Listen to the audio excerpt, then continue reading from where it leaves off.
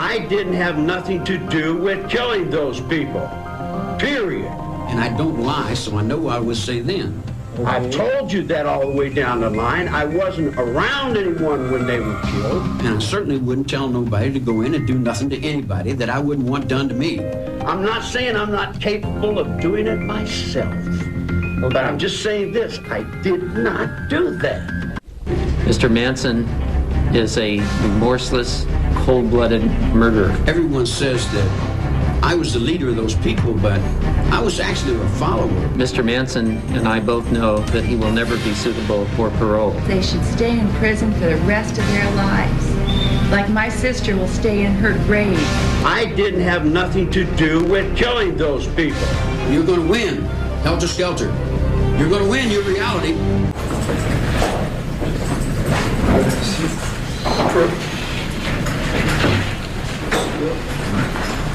Good afternoon, Mr. Manson. Gentlemen, if I could ask you to take your glasses off, please.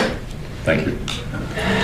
We're on, Mr. Chair. Thank you. All right, we're on the record. This will be a subsequent parole consideration hearing for Charles Manson. ID number is B33920. On 4/22 of 1971, the prisoner was received in CDC pursuant to Penal Code Section 1168, violation of Penal Code Section 8 counts of 187. That's first-degree murder out of Los Angeles County.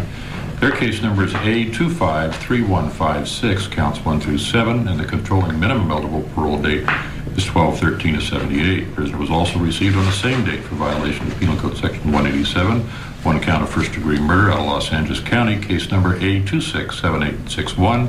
It's count 1. Today's date is March 27th, 1997. We're located at Corcoran State Prison. The time is approximately 1:30 p.m. We're going to start by establishing voice identification by each of us, stating our first name and last name, spelling our last name. Mr. Manson, when we get around the table to you, if after you spell your last name, if you'll give me your CDC number. We'll start with Mr. Douglas, and we'll go to his left. Mike Douglas, DOUGLAS, Deputy Commissioner of Board of Prison Terms. My name is Steve Baker, BAKER, Commissioner with the Board of Prison Terms. My name is Arthur Van Court, VAN, capital COURT, Commissioner, Board of Prison Terms. Charles Millis Scott Manson, B33920, and all the rest of them. Can we just spell your last name, Mr. Manson? MANSON. Thank you. Mr. Kay. Yes, Stephen Kay from the District Attorney's Office in Los Angeles, and my last name is spelled K-A-Y. Stephen Kay from his mother. Okay. Gary Higgins, HIGGINS, Classification and Parole Representative. Laura Flemate, FLEMATE, Office Assistant. Victor J. Castillo, CASTILLO, Assistant CMPR. Officer A. Dos Santos, DELOSSANTOS, Correction Officer, CSP Corcoran. M. Martins, MARTINS, Officer. Stephanie Hard, Hanford Sentinel, STEFANIEHARD. The cameraman, please. Don Menzel, MENZEL. Mary Grady, GRADY, KCBS TV. Sheldon Gajarian, GAJARIAN, KMPH. All right, thank you, everyone.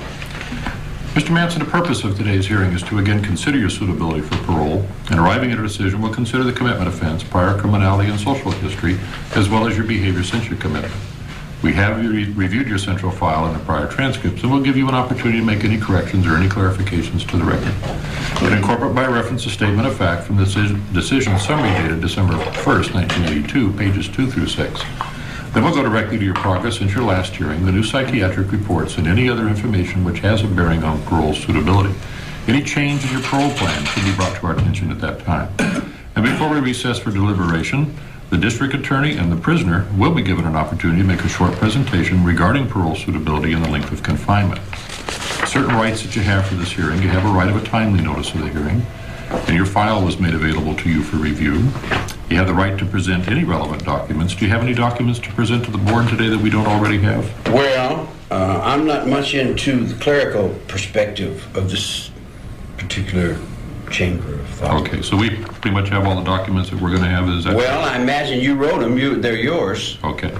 You also have a right to an impartial panel. Do you have any problems with a panel member seated? No. In fact, it's better than last time. Okay. You're going to get a copy of the tentative written decision today. That decision will be effective in 90 days after review. A transcript and a copy of that decision will automatically be sent to you. You have a right to appeal within 90 days of the effective date of the decision. Now, you're not required to discuss the matter with the panel. You're not required to admit to the offense. However, the panel does accept as true the court findings. In other words, we're not going to retry you. Right. Good. Mr. Douglas, any confidential information going to be used? No, Mr. Chair. All right. Mr. Manson, did you get a copy? Did you get a packet like this? Someone offered me something if I would sign something.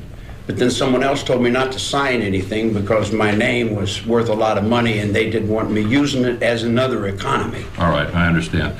Do you remember whether or not the items that are checked on this piece of paper were the same items that they offered to you? I'm not much at this book stuff. Let's see. What am I looking for exactly? Just to make sure that you had an opportunity to look at a board report and your psych report and all. Oh yeah, the guy offered that. Yeah, he brought that into my attention. Okay, good. But I'm not sure on the little scratches. Okay, well I understand that. Are you ready to proceed without? Yes, sir. I'm here for you. Okay. Whatever you wish. Do you have any preliminary objections before we start? Well, yeah, I have a lot of objections, but no one's ever been interested before. Okay. Do you have any objections to the way the hearing is being conducted? No, it seems reasonable. Okay, that's kind of what we're after as well. Yes, sir. Do you have any objections to the hearing? Okay. Do you swear to tell us the truth today? Always. All right. That's all I asked. All right. I've got some stuff to read here, so I'll be a minute. We'll start with offense summary. Says shortly before midnight on 8/8 of 1969, Manson informed his crime partners that now was the time for helter-skelter. Crime partners were directed to accompany Charles Tex Watson in order to carry out Manson's orders. Crime partners were Linda Kasabian, Susan Where's Atkins. this coming from? Who's writing this? This comes from the probation report from when you first came into the system. Oh, well, it's a little distorted. Well, when I get through reading this, then I'll ask you and you can give me your version. All right? All right. And you can straighten it out. Anyway, crime partners were Tex Watson, Linda Kasabian, Susan Atkins, and Patricia Kernwinkle. Watson drove to CO Drive. A vehicle containing victim Stephen Parent approached the gate. Watson stopped him at gunpoint and fatally shot him. All of the crime partners then proceeded to the house and gained entrance except Linda Kasabian, who stood lookout. Once inside, they murdered Abigail Ann Folger, inflicting 28 multiple stab wounds to her body. Wojciech Frykowski was killed by a gunshot wound to his back and multiple force trauma of blunt nature to his head. Sharon Tate Polanski, who was 8 months pregnant, was killed by multiple stab wounds. Jay Sebring was killed by multiple stab wounds. On 8/10 of 1969, Manson drove his crime partners to a location near the residence of Lino and Rosemary LaBianca. Manson entered the LaBianca home alone and at gunpoint tied up the victims. He impressed them that they would not be harmed and that a robbery was taking place. He then returned to the vehicle containing the crime partners and directed them to enter the residence and kill the occupants. Crime partners Charles Watson, Patricia Kernwinkle, Leslie Van Houten entered the residence and Manson drove away from the scene. Crime partners entered the residence and killed Lino LaBianca by inflicting stab wounds to his neck and abdomen and carved the word war on his stomach. Rosemary LaBianca was killed by multiple stab wounds to the neck and the trunk. At both the murder scenes, the crime partners used the blood of the victims to write words on the walls. The other count, murder first, count 1, case number 267861. On 7/26/1969, Manson with crime partners Bussolay, Atkins, Grogan, and Davis tortured Gary Hinman by severing a part of his right ear and causing a laceration to the left side of his face. Subject wanted Hinman to sign over his property. On 7/27/69, Hinman was killed by a stab wound through the heart, which was inflicted by Bussolay. That's a statement of facts, Mr. Manson. As they've been presented to you. That's correct. Yes, sir.